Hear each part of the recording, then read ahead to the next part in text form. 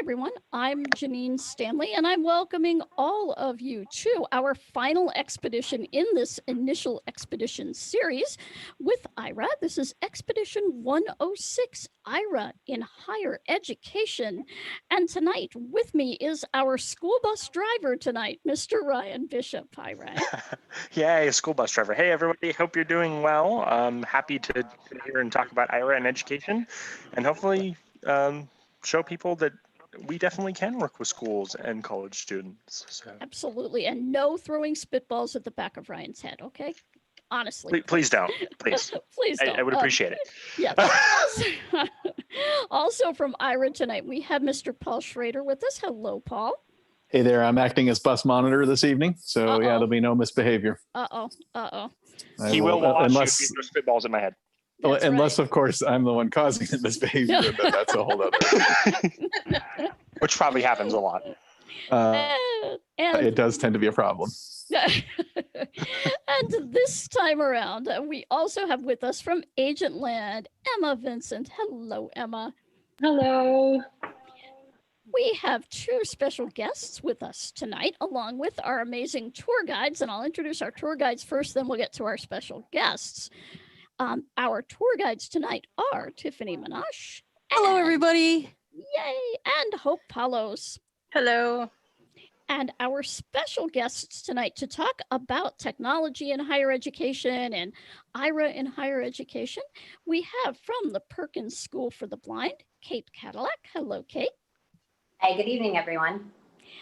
And a gentleman who is working on his doctoral dissertation, Mr. Leonard Moore. Hello, Leonard. Hey, everybody. Awesome. So we're going to talk about Aira tonight in higher education. And two of the things that are very deep passions at Aira are employment of people with disabilities and also higher education of all types, but especially higher education. And so, Paul, let's talk a little bit about the history of Aira in education. What has Aira done, over the years to further not just our use in higher education, but accessibility in higher education? Yeah, thanks, Janine. A couple things. From very early on in Aira, we were fortunate to have some support through AT&T to offer scholarships to students to use Aira. And we've tried a couple of different variations of how to do that and how to get into people's hands. And one of the better, I think, outcomes that we did was to support the scholarship winners from various organizations, NFB, ACB, AFB, possibly a couple others, who we, along with the scholarships they received from those organizations, we were able to grant a year of 2 semesters use of Aira at their college. And that was an exciting program. We ran it for, I want to say 3 sessions, at least 2, possibly 3 cycles. We learned a lot about how people were using Aira in education. And if people have had a chance, I think there are some great videos in the YouTube channel about how people have used Aira in education. We also reached out to campuses to talk with the disability student services folks and others about how Aira could be used on campus. And that journey's been a little slower, but we've had some great outcomes, campuses that have joined the Aira network, and we're able to provide Aira to faculty, to staff, to students on the campus and in campus-related locations. One of our recent, of course, campuses that Janine and I are both fond of for various reasons, The Ohio State University. The Ohio State University, you won't be able to use Aira at football in the shoe this year, but no, sadly, no watching the band with Aira no, this year, but no, but you can use Aira in a whole bunch of related areas to OSU. There's quite a number of different campus locations. And then last, and part of the reason that Kate is here tonight is the first organization that really showed us how Aira could work in the education area was Perkins School in Watertown, Mass. And there have been some different activities there. And as Perkins has added programming, including programming associated with college preparation, Aira has been a very useful tool that Kate will talk about. We, as part of that, we have also looked at and provided some support for education K-12, but not a lot. But one of the things we did do this recently in the spring with the pandemic, for parents in particular, blind parents who were trying to support their students, we did provide some access to Aira as a way to try to bridge that gap.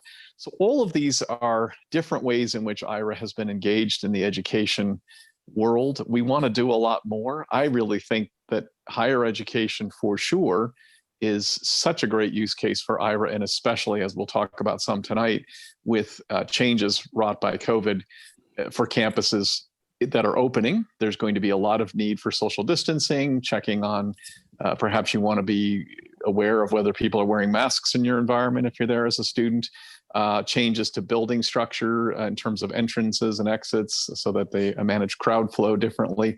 And if the campus doesn't open, then there's the whole challenge of remote and distance ed, which, you know, is getting better from an accessibility standpoint, but there are still holes and gaps that I'm sure some of our tour guides will probably talk about tonight.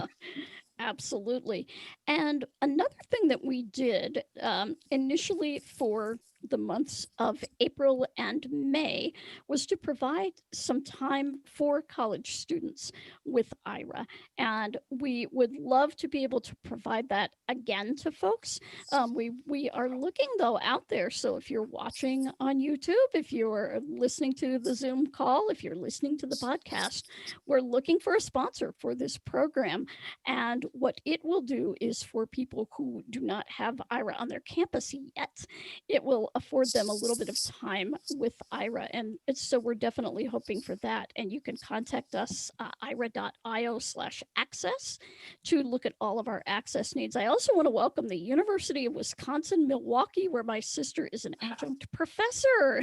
That's where I went to college. Oh my gosh. No way. Wow. Another Milwaukee. My goodness, that city is, I we're going to know. rename it Aira. I got my degree. I got my degree in social work from Milwaukee University. All right. Or University of Milwaukee, I should say. Yes. That is super. Yeah. It is great to have campuses join. And I think everybody knows this, but for anybody who might be listening and isn't aware, Aira Access is a way in which we call it geofence. Essentially, we use the cell towers. We create a cell map, and inside that map, anywhere associated with the campus, if you want it to be that way, somebody can use Aira. And all the university needs to do is to contract with Aira. We turn it on usually in a matter of minutes, but certainly in a week. We can get the campus and its associated facilities up and running. We can also do other kinds of structures if that's what a campus wants. But there's a lot of ways in which we can make an Aira an easy service to add to a university's services for students. And as I always point out to student services folks, you know, you may have a great disability services office. You may provide all kinds of tons of great support, and that's super.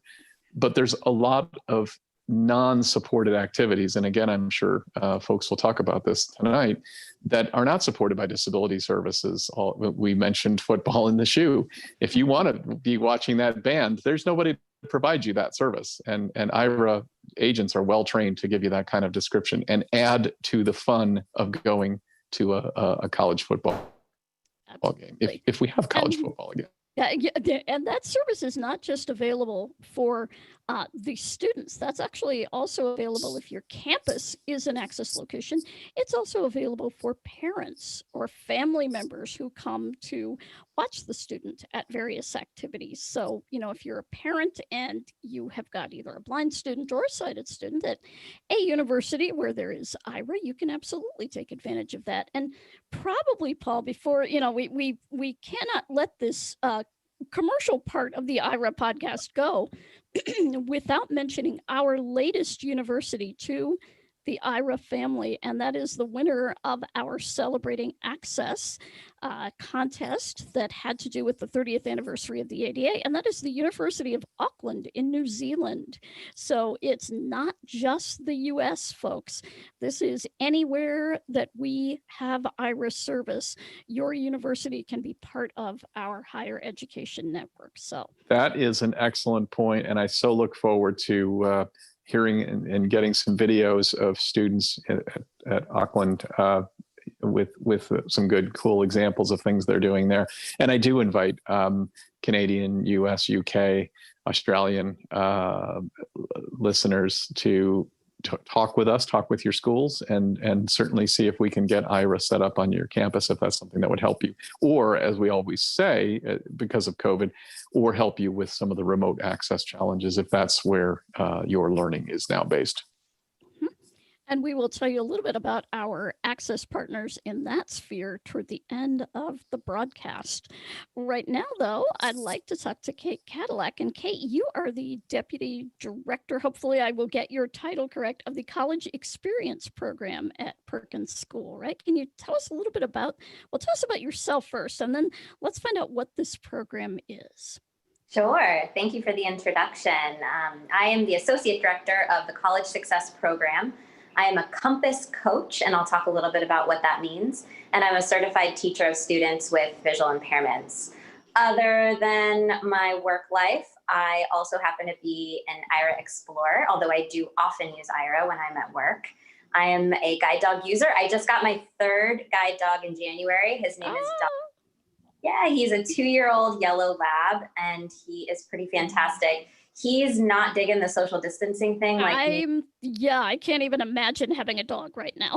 Yeah, it's pretty crazy. We actually had to go through some retraining, but Guiding Eyes was amazing and did some really fantastic work with us. So he's working out great. I also have a love cat, a black cat who's 3 years old, and I'm a runner and I do triathlons, although I haven't in a couple of years. So I kind of feel like a fraud when I say that right now because I'm more out of shape than I would like to admit. But when in my better days, I like to get into those competitive sports. And I also love karaoke. I love to read, and I love to watch some Netflix. Oh, all right. Yeah, Right. so you asked about the College Success Program and how we have used Aira to support our students in preparing for college. So shall I talk a little bit about what College Success is? And Absolutely. Let's tell people about the program. And also we have another one of your coworkers here, Hope Paulos, who was also involved in that program, right? Yeah, Hope, do you want to talk a little bit about your role? Sure. Well, no, actually, why don't you talk about College Success first, and then because I was more of a student teacher. Yeah. So I lived in the dorm. Yeah, you certainly got to know our students well, though. So, and we appreciated having you. So College Success is sort of an umbrella term that we use to describe the many initiatives that Perkins has taken on to help prepare students for transition after high school. In particular, we're working with students who aim to go to college. And several years ago, we came across a statistic that suggested that the majority of students who are blind and visually impaired never reach college graduation. And we wanted to do something about that. So we did a lot of research and discussions with students who are blind and visually impaired and people who had graduated from college. And we wanted to learn about what the barriers were. With that information, we then developed College Success, which began as a residential program for high school graduates who were blind and visually impaired as sort of a gap year. But it has now evolved, particularly in the age of COVID. We've responded to the demands of the market, but also we responded to the great deal of learning that happened as a result of the first couple of years of our residential program. And that learning helped us to form what we're calling the Compass program, or Compass, a College Success program. We learned that we needed to work with younger students so that we could begin to help them develop their path towards college success earlier. So now Compass, the college success program, works with high school students who are blind and visually impaired. We also learned that we would greatly benefit from working with more than just the student. So we take a team approach. We work with the student, of course, who is always at the center of what we're doing, but also a member of their family, as well as a member of their educational team. And we call those three constituents the learning triad. So as part of Compass, 3 representatives are part of a team that centers on the students. And it's a virtual program that lasts 9 months. Again, working with high school students, we identify a plan to support them in getting ready for their goal of college. And it begins with a tool we've designed called the College Readiness Checklist. So we collect information to determine what the student's strengths and challenges are. And then we come up with an action plan that is developed in the fall and implemented in the spring. Again, it's an outline of the steps that will support the student and the team in getting them ready for the rest of their high school career and into college. So there's some exciting things going on at Perkins right now, and we are just over the moon about launching this Compass College Success program starting this September. Wow. Now, what role does assistive technology play in all of this structure for these students? It's huge. Technology is one of the 8 domains that's covered in the College Readiness Checklist, and it is just enormous in helping students to prepare for college. We know that Braille is really important for those students for whom it's appropriate, but we also know that technology is the center of learning these days.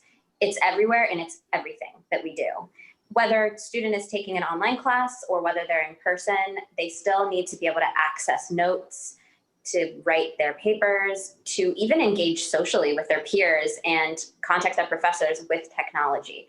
So we, again, using the College Readiness Checklist, we evaluate students' technology skills at the beginning of the program.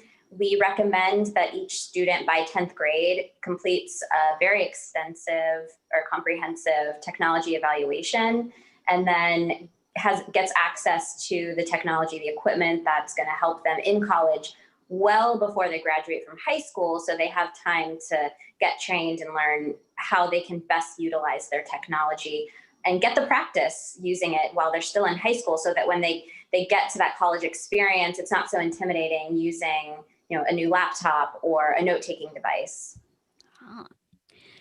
Now, Hope, if you could tell us a little bit about what your student teaching was like in this program. And I don't know if you were using Aira at that point. I believe you probably were. Oh, yes, I was. Yeah, so basically I did some work with some of the college success students, mostly in the evenings, because I student taught with one of the secondary school technology teachers in the daytime. So in the evening, it was sort of like, okay, what do I do? I'm here, and I don't want to waste any time. I want to get all the hours I can in, and so I worked with the college success students on technology, on anything that they needed. Mostly it was technology. And yes, I used Aira a lot. Not only did I use Aira to get around campus, because at the time my guide dog was sick and he was at home here in Maine, living with my dad and trying to recuperate. So I had to use the cane, and so I used Aira many a time, going from the cottage the dorm where I stayed, to one of the other buildings, the main the Howe building, the main building where the secondary class was being held. And then I would use Aira to get over to the library to see a friend of mine. So yeah, Aira was crucial. Didn't really use it with the students, although I could have, but didn't really see a need to use that. Although one time I did use it when I was directing a student around the table, not necessarily the college success student, but a secondary school student. Kate, what types of activities are you working or going to be working with the students on using Aira? Because I'll throw you a hardball here. We have heard over the years from different folks in different aspects of blindness rehabilitation or blindness skills teaching, things like that, that they're a little reluctant to introduce Aira to, say, a student, especially a younger student, because they don't want them to become dependent on that sighted person. So how would you address that? Well, I'm laughing to myself right now. And I know we all are, but I expect that Paul might be laughing a little bit right now too, because Paul, I don't know if you remember, but when you first visited campus and were talking to a group of us about Aira, I was one of the biggest critics, especially thinking about introducing this new technology to students who were transitioning out of high school and going on to college, because two things. Number one, I thought we need to train students to develop their skills instead of relying on somebody else. And two, because I was worried that we were overemphasizing the value of vision instead of emphasizing that there are non-visual skills that can help people get by in any situation. Now, I will tell you that what completely brought me to the other side, unfortunately, was my own use of Aira. I wish that years ago, when I first heard of Aira and was introduced to the concept of college students utilizing the tool and high school students getting ready for college with the support of Aira being one of the many tools in their toolbox. I wish that in hearing that, I had been open-minded enough to consider all the possibilities, but I'll admit to you, it was actually through my own use of Aira that I began to recognize the incredible value that this tool has for those high school students and those college students who are maybe still developing their own skills or who have really solid skills, foundational skills, but could sometimes still just benefit from having someone with typical vision to call upon in those moments of needing a quick adaptation or quick direction somewhere, or just somebody who can offer them whatever information it is that they need. I always compare, people don't think twice for someone who is deaf, whether or not they might need a sign language interpreter. Well, for someone who is blind or visually impaired, I don't think we should think twice about offering the possibility of having a visual interpreter. And to me, it's no different. It's having the option available. And for us educators, we have to know how to prepare students to use the tools when it's appropriate and how it's appropriate for them. And I encourage people who are a little bit hesitant and who have those same worries that I did too, to try it out and talk with students about the ways that it's working for them, and maybe even have them do some journaling about what's working and what maybe isn't working so well. And just by getting that feedback from them, I think that people will start to will be rest assured that it's actually a super incredible tool. And also just talking with current college students and others who are using Aira and finding out ways that it's really benefiting them. that is, Kate, I did leave that meeting thinking, God, she is like so mean. You're not wrong, Paul. and I did not know this going into this meeting, actually. Actually, I thought that was a great discussion, and we've had that in other places, and Yes. I loved that discussion. I enjoyed it when we were there in Perkins, and I've enjoyed it with other folks who, it's a good discussion. It's always worth challenging our tools and assumptions and all that stuff. So that was good. Yeah, absolutely. Well, just so you know, I know it's been a while since we've talked. As you can probably hear, I'm a complete convert now. I rave about Aira to anyone who will listen. And actually having Emma on the line, I kind of feel like starstruck a little bit because I've heard her, help in so many different things like the Super Bowl and things. I'm like, oh my gosh, it's Emma from Aira. See, we keep telling her she's a rock star. She doesn't believe it, but oh yes. Thank you. Thank you. That's great. Well, with that, I would like to introduce a gentleman who is working through the academics of issues like this with technology and students with disabilities in higher education, and that is Mr. Leonard Moore. And hello, good evening, Leonard. Hey, how are you guys doing? Great. And Leonard, tell us a little bit about yourself and this degree that you are working through and what kind of brought you to this field. Oh, wow. Okay, I'm trying to figure out where to start. Well, let me start where I'm currently. So currently I am the Senior Vocational Rehabilitation Counselor in the Oakland office at the Department of Rehabilitation. Many of you may know about DOR. They call it vocational rehabilitation in some states. But basically, we help individuals with disabilities, primarily in the areas of education and employment and independent living, of course. So I've been doing this work in vocational rehabilitation for just a little over a decade.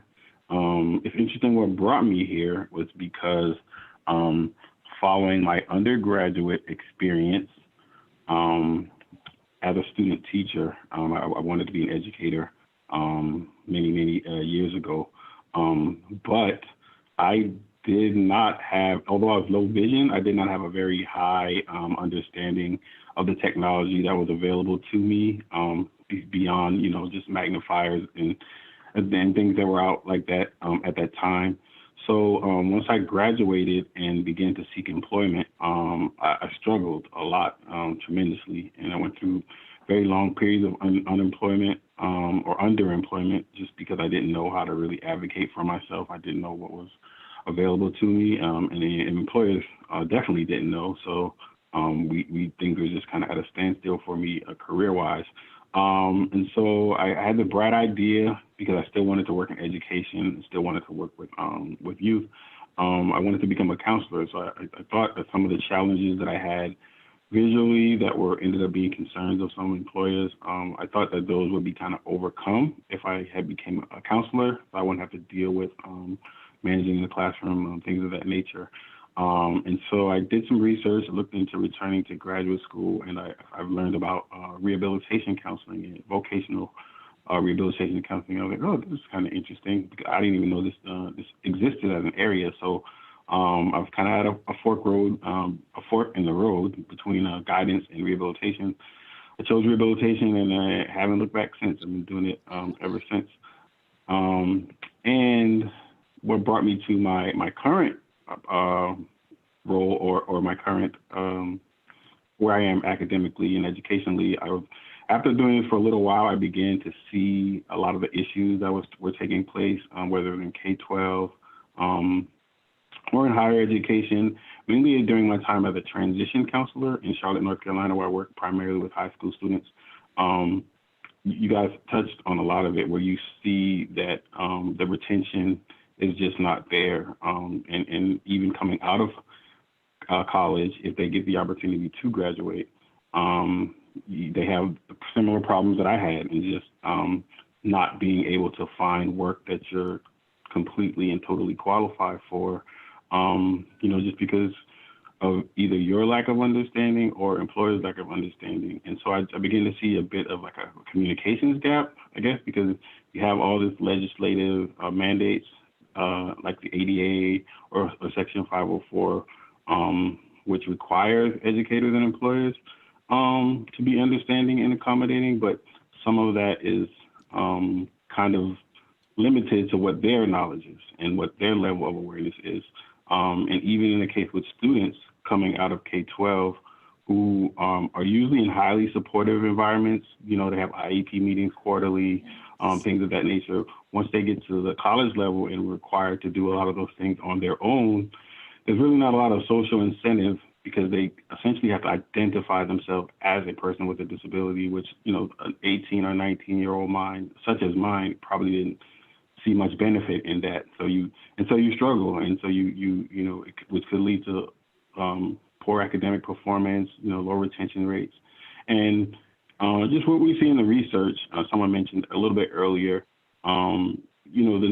all the numbers suggest that, young adults with disabilities are not achieving at the same rate academically as their non-disabled counterparts. And so I'm like, well, if all of this, my questions were, which led to my dissertation and the research that I'm doing right now, is that if all of these mandates exist, how is this happening? And I just kind of use my own experience because I've been involved in a lot of different institutions over the past 20 years, just as an undergraduate, as a graduate student, and now as a doctoral student, is that either I didn't always have the confidence or the skills to advocate for myself.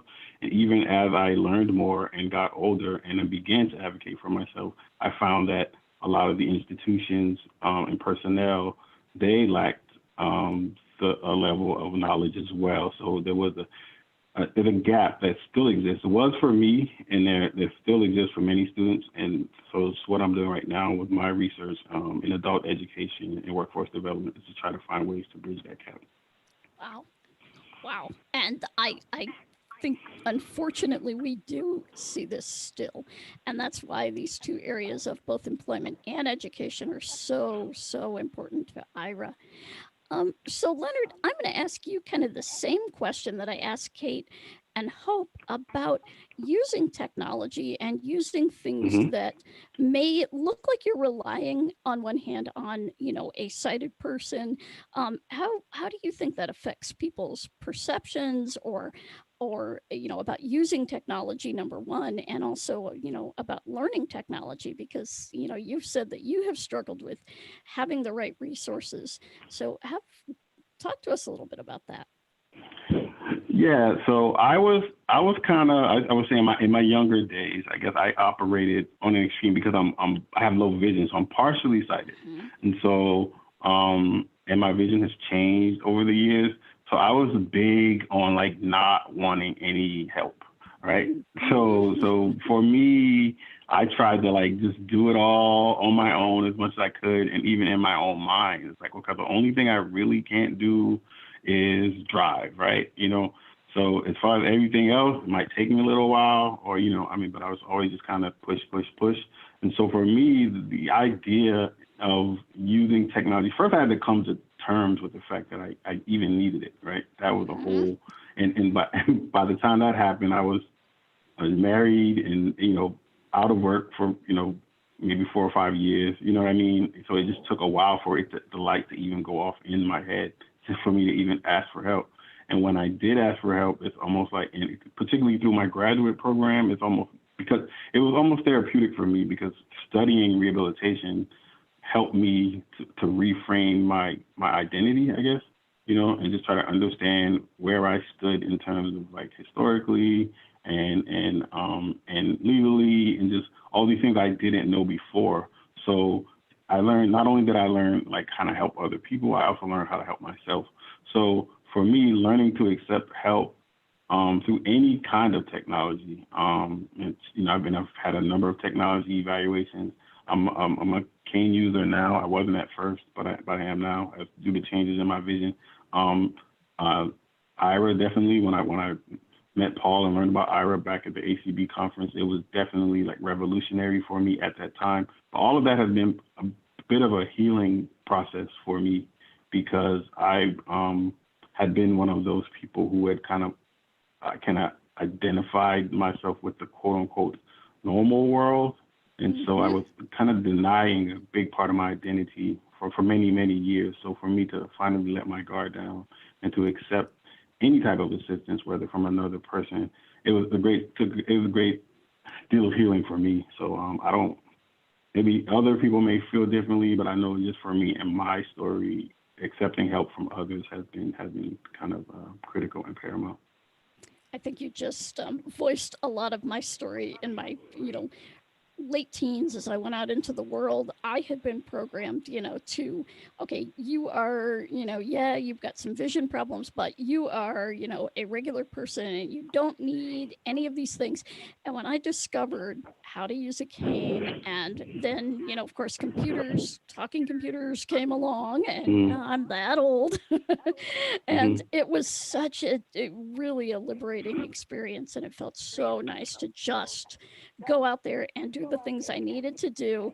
And it was okay to either ask for help. It was okay to use technology to do whatever I had to do to get, where I wanted to be. So yeah, that's your story really resonates, actually. Yeah, absolutely. I mean, I received like my cane training like just within the last year. So I mean, I can just if you had told me 2 years ago I'd have been using a cane, I probably would not have believed it. But just using one now, I can see how much, I guess, at risk I was put. It was really a safety issue for me, So you can be confident. I mean, you can think you're confident and, risk getting hit by a car, or you can actually get the training and assistance that you need and save yourself a lot of bumps and bruises. So. Absolutely. Well, thank you so much. And please feel free to chime in here as we go forward in our conversation. I'd like to ask Tiffany now, because you actually work at a university.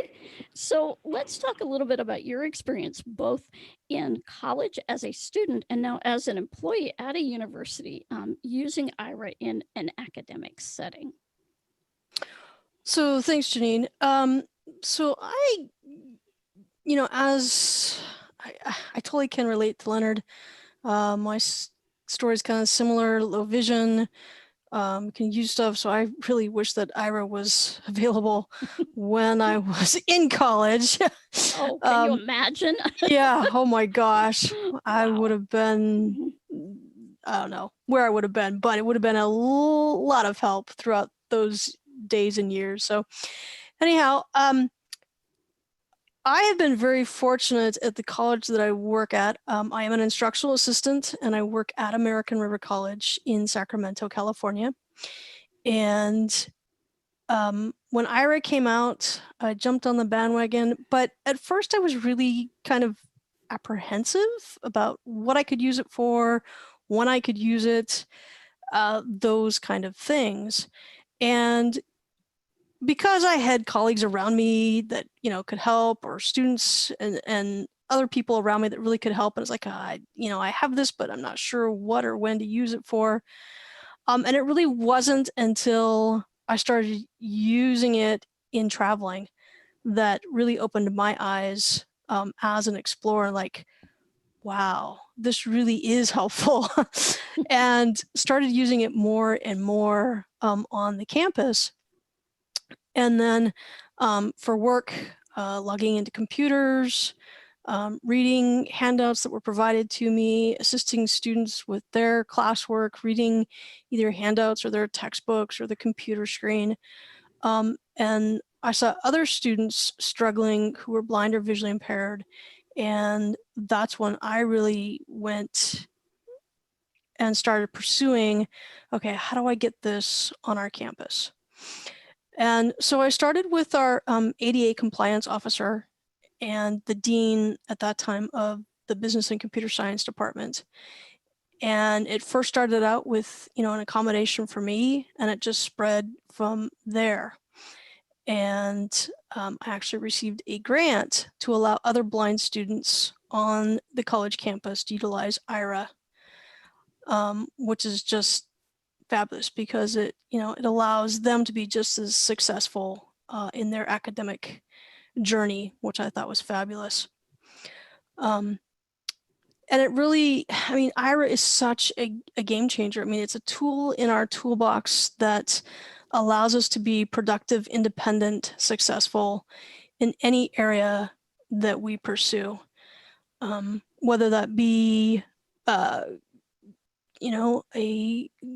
part of the cooking program at the college, or applied and fine arts, or 3D printing, which is how I got this all started, was printing with a 3D printer and creating the Aira logo, which is what got me the grant for the students to utilize Aira. But then pushing even forward and really talking to key stakeholders and demonstrating how powerful Aira is by showing them, hey, I could get to your office. You know, they handed me a piece of paper and I could independently read it quickly right then and there. And just doing tasks that any other person would do just as quickly and successfully and productive as they would. Really pushed it to the entire district. And now all 4 campuses of the Los Rios Community College District has Aira available to them, even though we're virtual and closed.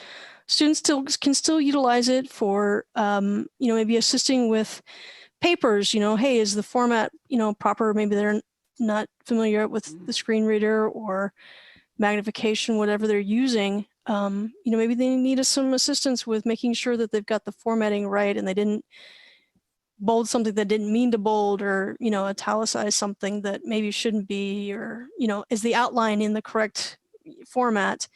Those kind of things. You know, maybe assisting with projects, whether it be, you know, preparing PowerPoints, graphs, finding images for those presentations, you know, many other ways that Aira can still assist while we're at home and preparing for our classwork. Or even for me, there's times where I have to utilize and do a lot of reading. Sometimes, you know, I'm not seeing something right, my screen reader isn't working, I'll have Aira, you know, assist in getting that program up and running again. So there's lots of ways that we can still utilize Aira even virtually at home. Mm-hmm. I have heard of folks actually using agents to help describe videos, and I'll ask Emma here in a bit the different kinds of tasks that she's helped students with. But I know even now that we are doing our remote class and remote learning and things like that, that there's a lot of describing of videos, describing of pictures and other handouts that are going on as well, right? Yeah, lots of that. And a lot of times, you know, you're maybe in a speech class, or I actually do a lot of online assistance with our online classes, and one of them is a PowerPoint class. And I will have agents describe, you know, some of the images, the layouts that people have used, color sequences, because I can't see the colors. And lots of times, you know, JAWS may say blue, but, you know, really what shade of blue is that? Is it a dark blue or a lighter blue? And then really describe the image that they've inserted, even though, you know, JAWS may read, you know, that's an image with faces, or, you know, a scene, or that kind of thing. But I want the real detail of it to really understand the context that goes with that image and the presentation, while I assist students so they understand how to accomplish these tasks that they're being assigned to do. Oh. Excellent. Now, Hope, let's talk about your experience with students and your own experiences using Aira in higher education. Sure. So this is K-12 now, but I work as an AT instructor, assistive technology instructor at the Carroll Center. And I use Aira to help them, or I should say, describe what they're doing and what they should be doing if they're misbehaving.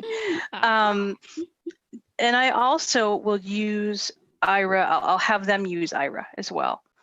So for example, if the computer's not turning on, I'll have them call Aira on their end and have Aira direct them on, you know, what's going on the screen, describe what's on the screen, and then I can better assist them with you know, getting the computer to talk to them.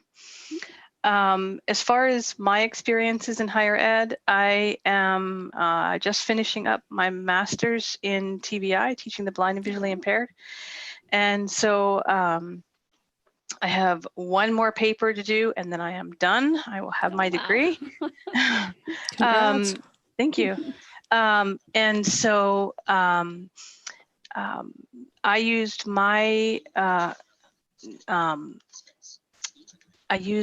the Aira to assist me with function vision assessments. functional vision assessments, which is basically determining a child's vision and what they need in terms of either AT, assistive technology, or whether or not they need Braille or large print.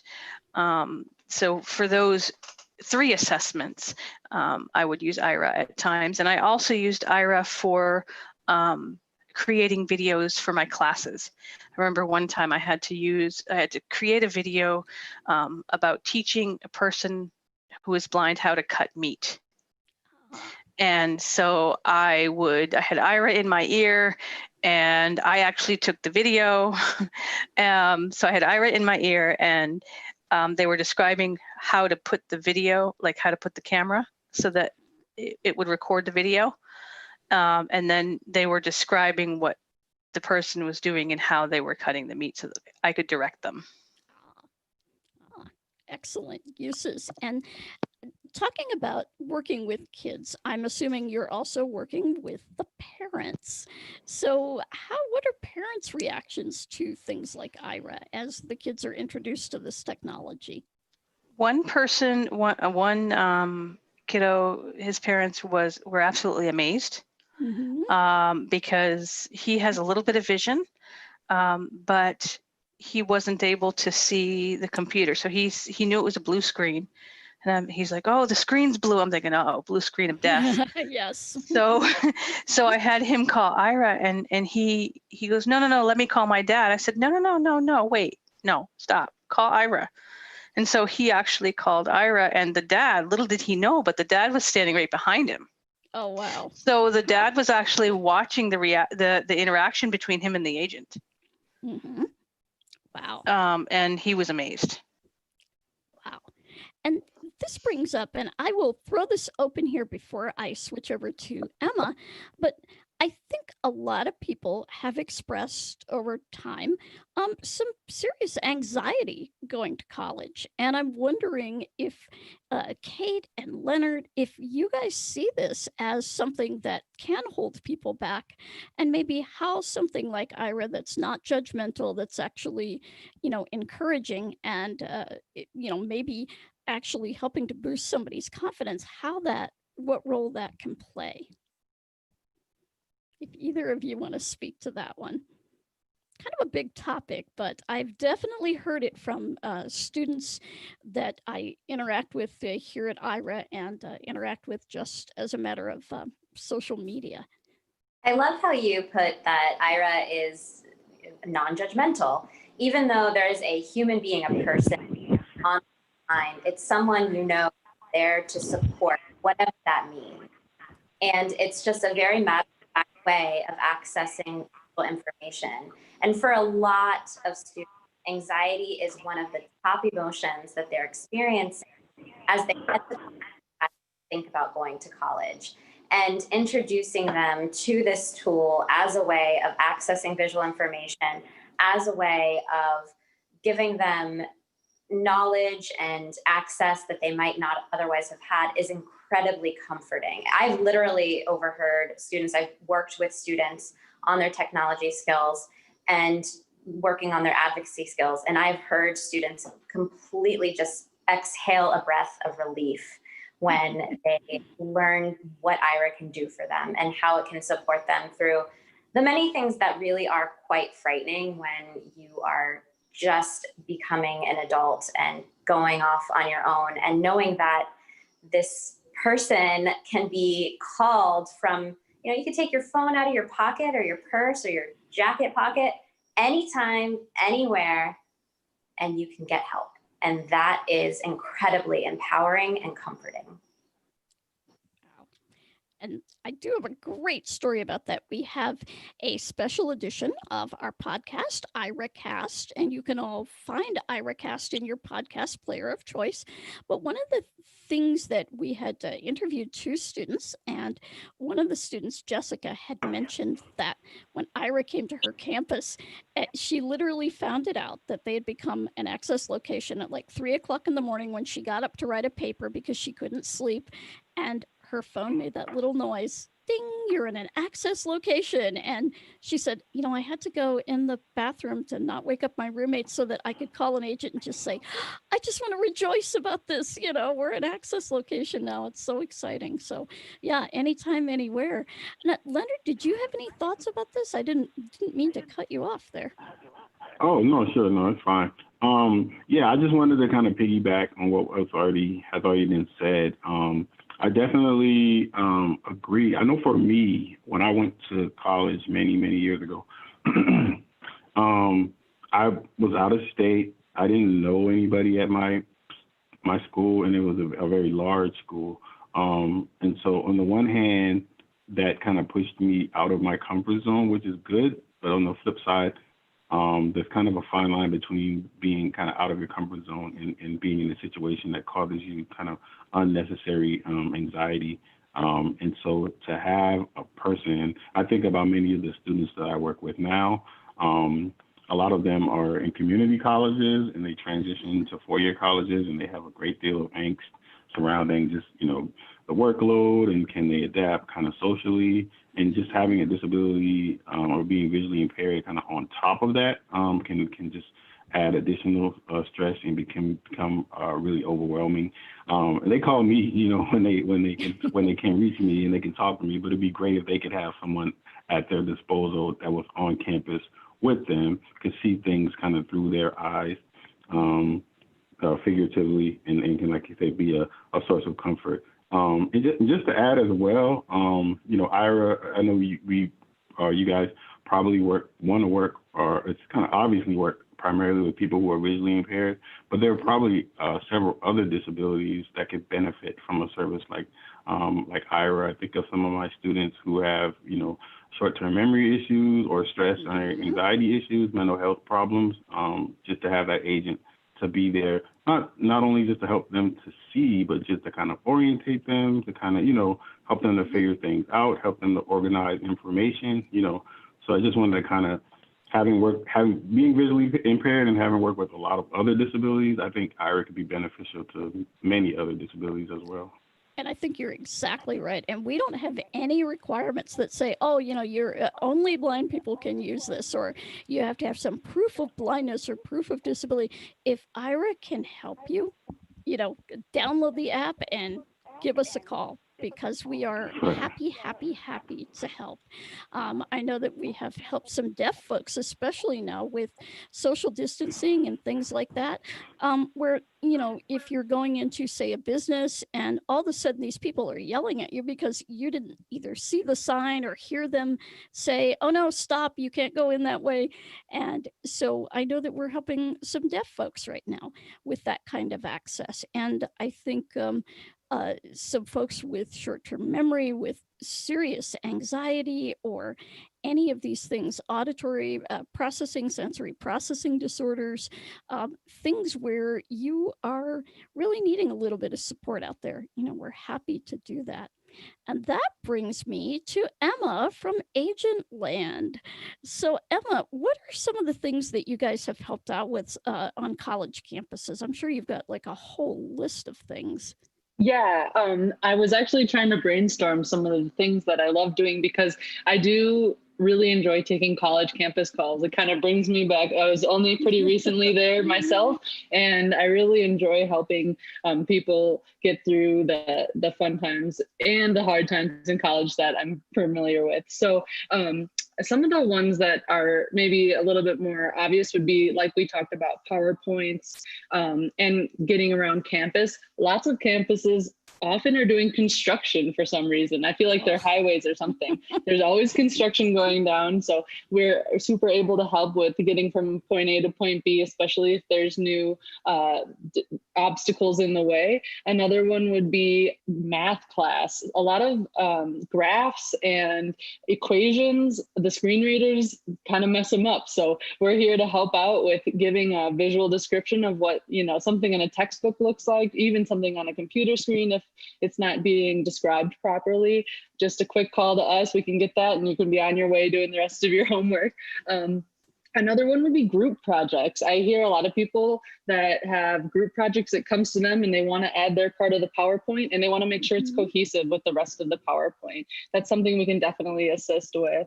And then another one I wanted to definitely add was there's lots of fun things in college. There's parties and there's social media and those types of things, we can definitely assist with going through, looking at flyers around campus to see if there's events, helping post pictures to your Facebook, whatever you want. We're here. Take selfies before a date. There's lots of fun things in college besides homework that we can assist with.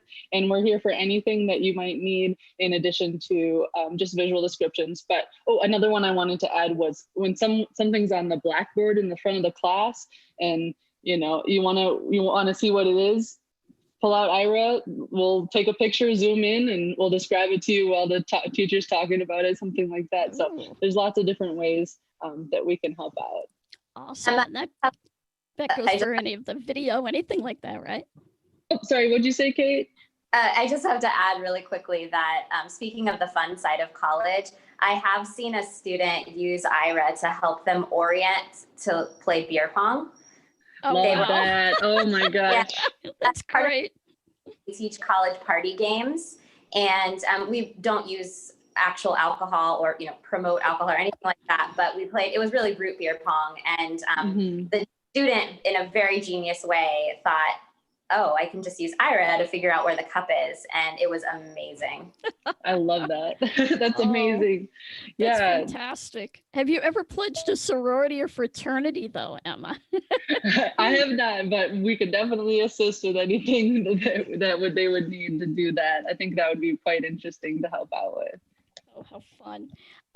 Also, Aira in the college environment can help with some safety things, not just the things involving, pandemic related restrictions and changes to the campus, but also, being there with you as you're navigating, say, late at night to let you know about the environment and things like that. So definitely. Something definitely to not overlook here, and that's for anybody. That's not just for young women or young men. That's for any of us who have to be out. No, in fact, Jean, I think we've had people talk about wanting to have an Aira agent on because they felt a little bit unsafe, had people around them, and they wanted to make sure that they understood exactly where people were in the environment, where somebody was in particular who they felt worried about. So definitely a good use. I was going to chime in and say I played a lot of darts.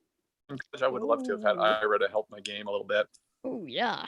Absolutely. I got pretty wicked with the talking dartboard at a couple conventions. So, glad they didn't have that back in the day. Well, I was going to say probably would have helped me if they did, but no, I had the old fashioned way, and it's. Well, and talking construction, goodness, when isn't the Ohio State University campus under construction? I don't, I've lived in Columbus for 35 years, and oh my gosh, I don't think it's ever been at some point totally finished. So I want to close tonight by talking about a couple of our access partners that can help with higher education. And I think Tiffany mentioned it, Hope mentioned it, Kate mentioned it, and it certainly comes up for Leonard when it comes to technology. But we do have a wonderful partnership with Vispero. So if any of your Vispero products, JAWS, Zoom Text, any of those are not working for whatever reason, and your computer is just stuck there and you can't get it out of that issue, we do have a free Aira offer with Vispero that you can speak to your agent about to see what's going on the screen and have that time covered until you can get yourself up and talking or magnifying again. We also have 2 online learning offers through 2 different venues. First of all, there's Vista Higher Learning. And then there is D2L Brightspace. And Emma, I don't know if you've ever worked with either of these distance learning tools before with students, because there are a lot of distance learning things out there. Absolutely. One of the things that we often get calls about are adding those pesky posts to group discussions on D2L or the other one you mentioned. And those are things that we can assist with really quickly. Just a quick team viewer into your computer, or some people have even done it when they're walking from class to class. They'll call us and we'll go on our side and type up their response they'd like us to submit. A little bit of multitasking, you know, as long as they, you know, are aware of their surroundings, of course. But yeah, so there's lots of different things that we can assist with online learning that will make it easier either on your computer via the camera or team viewer or on our computers. Awesome. And those two offers can be accessed in our app, and you would go to the button on the home screen that says access a free offer, and you'll find them in there under products, and you can go in and access those offers or ask your agent about any of our free offers that we have to help you with your academic space. And the final little trick that I want to talk about is when you are in that lecture hall or you are in that, you know, even an online conference where you need to know about something, you can take advantage of the Call Aira with a Message feature. And here you can, when you tap on that button, you're going to go into a screen. You'll have a text box in which to tap in your message to the agent and let the agent know, you know, I can't talk right now, but I need you to do this for me, describe this, whatever. And that is a really handy feature that a lot of students used in, you know, the before time when we were actually in physical classrooms, but they've also are using it now when they are in a Zoom meeting where they can't maybe, or some type of classroom meeting where they can't mute themselves and they need some access to something. So that is another tool in your toolbox. Well, we'll go around the table here and we will start with Hope. Any last thoughts here as we close up tonight?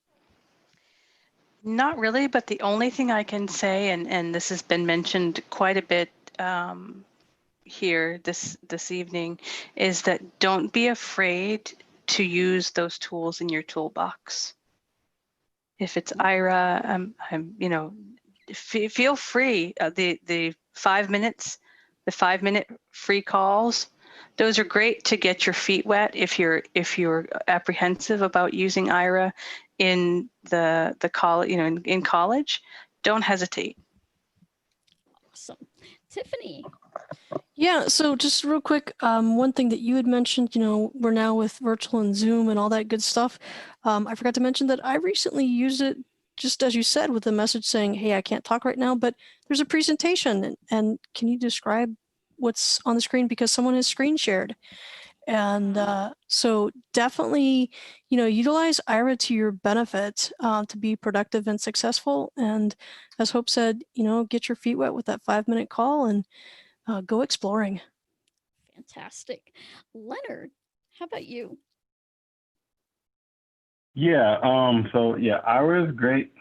I know for me, I was a notorious grocery shopper. So if you go back and look at my my log, I probably logged more hours or minutes in the grocery store than anywhere.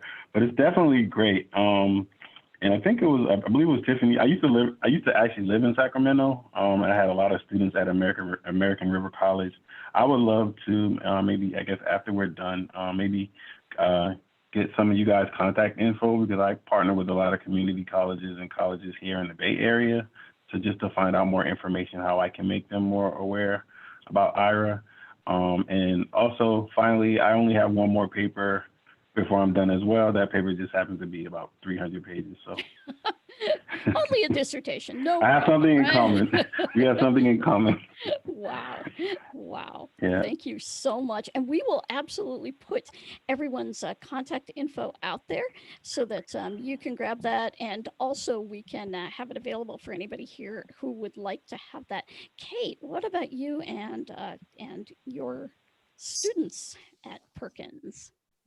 I just want to encourage everyone to sign up, because Aira really, for me and my students, I believe has been quite life-changing. And the more people who are signed up, the more people who are talking about the incredible work and the incredible support that Aira offers, the more buy-in we're going to get, the more places are going to become site access locations, the more universities are going to offer it to their students. And just since Aira first started, it's been really incredible to see how it has spread, how it has become more accessible and inexpensive for everyone. And I want that movement keep growing. I don't want to see an Aira site. I don't want to see a site access location. I want us to be, I want the world to be an Aira-friendly place. That's the day that we're hoping for, when, you just turn on the app and everywhere. Awesome. So Paul and Emma, any last thoughts from you guys? Well, I'm just going to echo what Kate said and add that please contact anyone that you think can help you get Aira to your campus, or when you were talking about D2L and Vista, any of the online platforms where you think Aira could be helpful. We have a very good strategy for working with online environments and making those accessible, and we can add that in as an access point. It doesn't have to just be a physical location.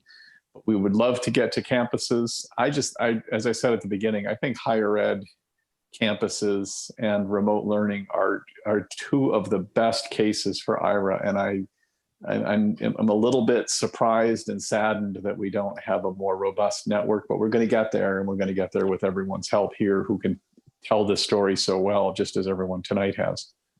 Absolutely. Well, thank you all so much. And I would like to thank our bus driver, who has been just intrepidly tooling us down the road here, Ryan Bishop. Thank you so much, Ryan, for getting us on the air tonight. Thank everybody out there on YouTube and everybody here in the Zoom meeting. This episode will be archived. It will actually be up on YouTube in a playlist here very soon, and it will be part of IraCast. So if you subscribe to IraCast, you will be able to hear it and refer your friends. Now, this is the last in our initial set of expeditions, but we'll be starting expeditions again in September. And if you have ideas of things that you would like to hear about, you can send those to us at iracast@aira.io. That's AIRACAST at AIRA.io. I feel like I ought to be singing like Old MacDonald had a farm or something after that. But I appreciate everyone coming tonight. Everyone, stay well, stay safe, subscribe to the YouTube channel so that you won't miss any of the exciting programming we have coming up for you here at Aira.